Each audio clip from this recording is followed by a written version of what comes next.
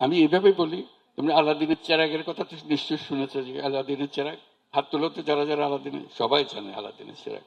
এরকম একটা চেরাগ এখানে থাকে, এরকম থাকে। কি হয়, তারে ছুঁয়ে দিলে কি আসে? দৈত্য আসে, আলাদিনের দৈত্য বেরিয়ে আসে। দৈত্য এসে কি বলে?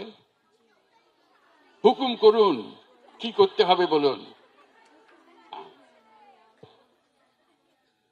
এবং তুমি যদি বলো যে ও এই আমাকে এই পুরা শহর নতুন করে বানিয়ে দাও, সে মুহূর্তের মধ্যে নতুন এক শহর তোমার জন্য বানিয়ে, হুকুম করেছো, সে বানিয়ে দিয়েছে।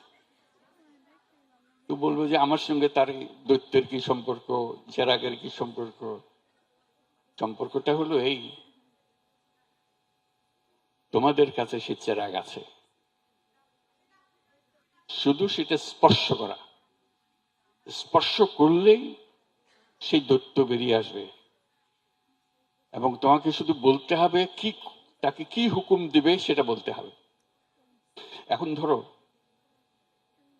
তুই বললাম যে না আমার খিদে লাগছে, আমার কিছু খাবার দাও, যে খাবার দিল, সে তৈরি ছিল যে তোমাকে নতুন সব বানিয়ে দেবে, একটা বিশাল শহর বানিয়ে দেবে। তুমি চাইলা কি, আমার খিদে লাগছে, আমার বাদ দাও।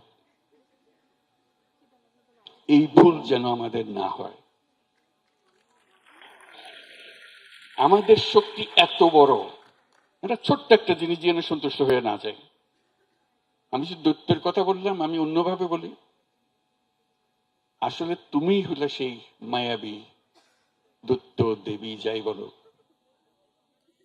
তোমার ইচ্ছা, তোমার সে শক্তি, তোমার সে শক্তি আছে, তুমি যা ইচ্ছা করো সেটা তুমি পূরণ করতে পারো।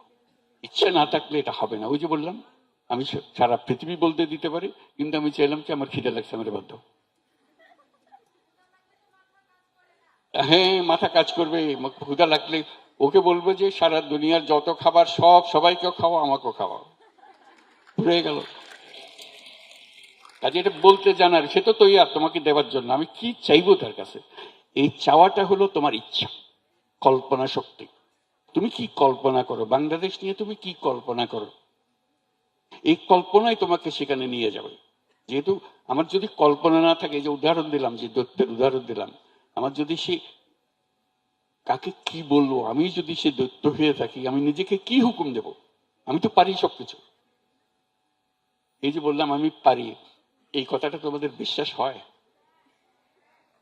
এই যে জোর আসছে না গলায়,